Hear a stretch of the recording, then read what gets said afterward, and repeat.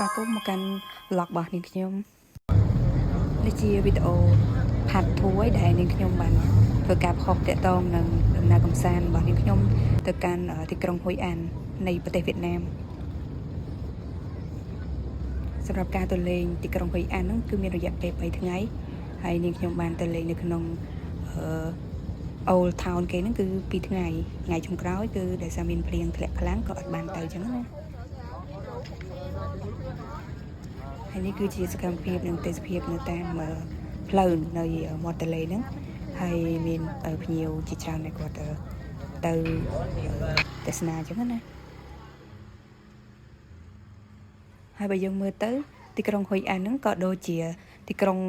សៀមរាបយើងក្រុងសៀមរាបយើងនិងកំពតដែរដោយសារនៅហ្នឹងមានលក់ជាវត្ថុអនុស្សាវរីយ៍ហើយជារបស់ប្រពៃណីគ្រឿងបុរាណអញ្ចឹងណាក្រៅពីហ្នឹងគេមានលក់ជាវត្ថុអនុស្សាវរីយ៍ដែលសម្គាល់ពីវត្ថុអនុស្សាវរីយ៍តកតងនឹងហុយអានហើយនឹងតំបន់ផ្សេងទៀតដែលគេមានលក់ជាច្រើននៅតំបន់ហ្នឹងហើយនេះខ្ញុំបានទិញដូចជា2 3ដែរទិញនៅហុយអានហ្នឹងអញ្ចឹងបងប្អូនអាចទស្សនាដូចតទៅ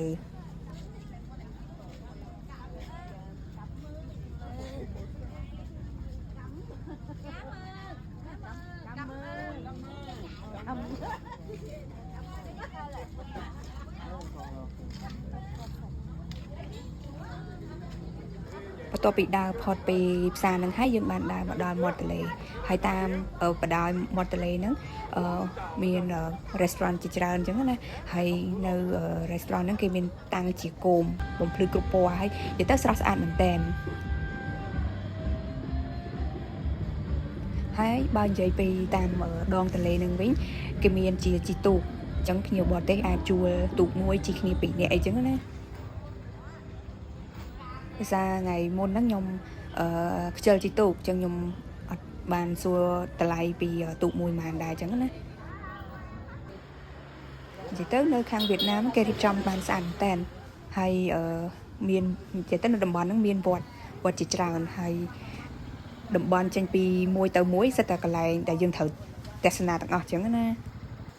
ហើយបន្ទាប់ពីខ្ញុំដើរពេលថ្ងៃដើរអត់បានប្រហែលផងសិតតែមេឃភ្លៀងធ្លាក់ប៉ុន្តែខ្ញុំឆ្លាញ់ទេសភាពហើយនៅនឹងគេដាំដែលគាត់ជាផ្កាជាអីចឹងមើលទៅវាពណ៌បៃតងចឹងណាហើយកន្លែងគេលក់គោមអីហ្នឹងគឺគេបំភ្លឺគោមមើលទៅស្អាតហ្មងហាងគេមើលទៅស្អាតហ្មងភ្ញៀវចូលអត់ទិញអត់ទៅភ្ញៀវចូលទៅថតរូបថតអីបានចឹងណា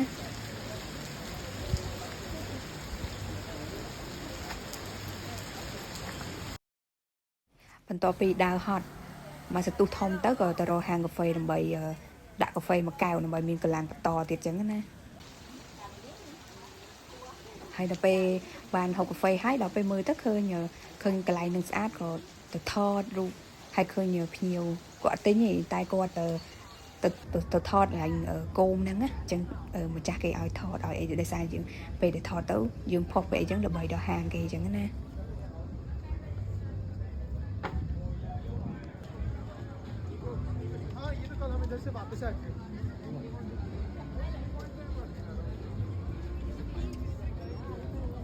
ថ្ងៃទី2ហ្នឹងមេឃរៀងភ្លៀងធ្លាក់ពេលល្ងាចអញ្ចឹងភ្ញៀវអត់សូវមានទេហើយទូក៏អត់សូវមានអ្នកជិះដែរអញ្ចឹងគាត់ចាំភ្ញៀវចាំភ្លៀង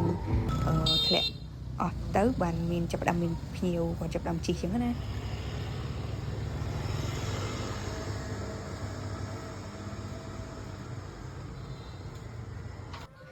ហើយដល់ថ្ងៃទី3ដោយសារមេឃភ្លៀងដែរចឹងពួកខ្ញុំអត់បានចូលក្រុងទេគឺពួកខ្ញុំមកអង្គុយហូបកាហ្វេមើលទេសភាពស្រុកស្រែនៅខាងហុយអានហ្នឹងហើយកាហ្វេនេះឆ្ងាញ់មែនតើកាហ្វេដូងគេគឺគេក្លុកដូងជាមួយនឹងកាហ្វេហើយនិយាយទៅវារសជាតិមួយយ៉ាងខុសពីកាហ្វេដូងខ្មែរយើងអញ្ចឹងណាហើយនេះគឺជា resort ដែលខ្ញុំនៅហ្នឹងគឺនៅ Golden Rai resort ហ្នឹងតាំងពីមួយថ្ងៃហ្នឹងគឺភ្លៀងរហូតបន្ទាប់មកជិតដល់ម៉ោងដែលយើងត្រូវឡើងឡានត្រឡប់ទៅវិញពួកខ្ញុំដើរកាត់ វត្តហ្នឹងឃើញវត្តហ្នឹងស្អាតក៏យើងបានចូលទៅមើលទេសភាពថតរូបថតវីដេអូនៅក្នុងវត្តហ្នឹងហើយទៅចំពេលដែលលោកកំពុងតែប្រតិបត្តិធម៌នៅក្នុងកុដិហ្នឹងអញ្ចឹងណា